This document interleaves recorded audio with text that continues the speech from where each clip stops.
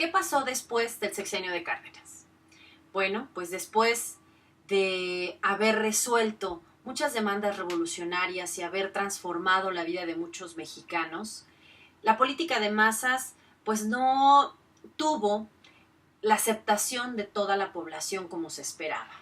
Es obvio pensar que los grupos de detractores del cardenismo iban a cobrar fuerza ante las debilidades o errores, ¿no? Las omisiones que se pudieron haber cometido y pues van a encontrar en esto sus argumentos para tirar, ¿no? El proyecto cardenista, por lo menos como una alternativa a seguir en los siguientes sexenios. Así como Plutarco Elías Calles tuvo que elegir a Cárdenas como un personaje que si bien no compartía su proyecto de nación, su proyecto político, pero sí podía ser un personaje mediador de los conflictos que se estaban viviendo con los distintos grupos en el país, así Cárdenas también elige a Manuel Ávila Camacho como una posibilidad mediadora con aquellos grupos que no estaban de acuerdo con el cardenismo.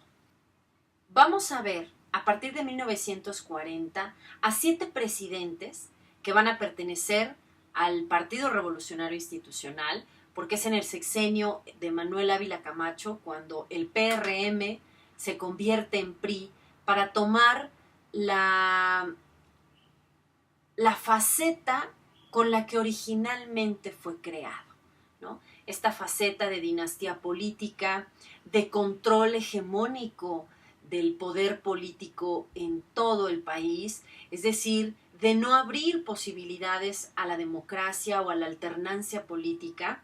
El único partido que vamos a ver aparecer en 1939 pues es el PAN, es en el periodo de Cárdenas, y se le va a permitir sobrevivir pues porque es el partido de los nuevos empresarios. De tal manera que así como está en el esquema, el aspecto político de esta nueva faceta de estos presidentes, que vamos a conocer, un nombre con el que podemos identificar muy bien esta faceta es como el periodo del Estado benefactor en México. La parte política es una parte vital y por eso la pongo en medio, porque la toma de decisiones, de cómo repartir la riqueza, de a quién abrirle las puertas, ¿no? A quién del extranjero abrirle las puertas del país, a las inversiones, a quién favorecer, a quién no favorecer, qué acciones en favor del pueblo hacer o no, van a estar pues en el ámbito político. Y definitivo, el gobierno para los grupos poderosos va a ser lo que va a predominar. La parte económica en este periodo es muy conocida como la parte maravillosa del milagro mexicano. Aquel momento en el que las exportaciones del país, es decir, aquellos productos que nosotros generábamos, los vendíamos al extranjero en grandes cantidades. Por primera vez nuestra industria alcanzaba los mercados extranjeros impensables en algún momento. Bueno, es un tiempo que también pongo entre comillas porque tiene detrás un juego de roles desigual. Para empezar, pues no es lindo pensar que fue un milagro mexicano esta hazaña económica. Es decir, que por primera vez y que nunca más volvió a suceder, pues no es lindo. Porque entonces no somos un país económicamente estable, que sea capaz de generar riqueza de esta forma, ¿no? Y segundo, es un problema porque la manera en la que se configuró esta riqueza para vender al extranjero y quienes se vieron beneficiados al final no fueron todos, no fue un juego limpio y no implicó para la sociedad un crecimiento real. ¿Cómo es eso? Bueno, ahí está la parte social. Lo que pongo al principio, digamos que se los expliqué al revés, pero quería llegar así. Socialmente, vamos a vivir una migración increíblemente grande de las regiones rurales a las ciudades. Es en este periodo, aproximadamente en la década de los 50, donde la Ciudad de México comienza a crecer de una manera exorbitante y en desorden, ¿no? Y se empieza a crear estas zonas que hoy conocemos como la zona metropolitana. Ese campo que había sido apoyado bajo el esquema de la política de masas de Cárdenas, ahora era completamente abandonado. Una de las políticas que va a echar a andar Manuel Ávila Camacho y los sexenios del PRI en adelante es el abandono del campo. Por esquemas, ideologías y proyectos venidos del extranjero, de la élite capitalista que al final mueve al mundo, a México se le vendió la idea de que el campo no era la posibilidad de riqueza, era más bien la ciudad y la industria.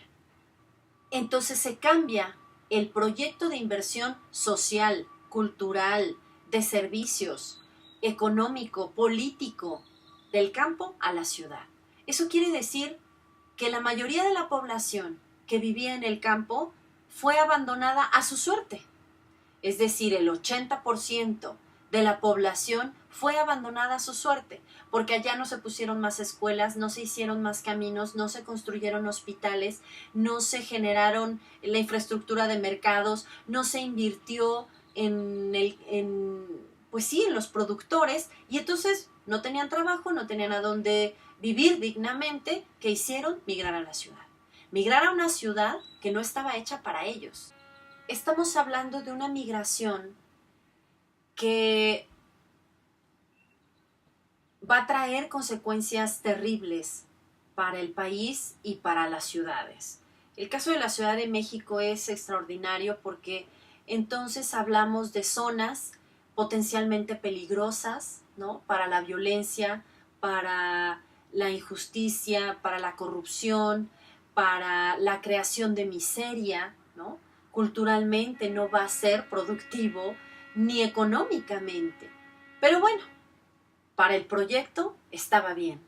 Solo tenían que buscar empresarios, buscar obreros y no campesinos.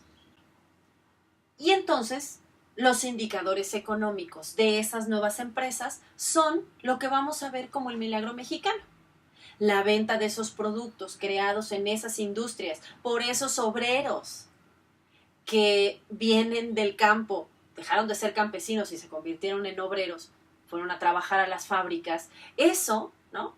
Esos indicadores es lo que va a ser el milagro mexicano. Pero hacia adentro vamos a tener una seria desigualdad, ¿no?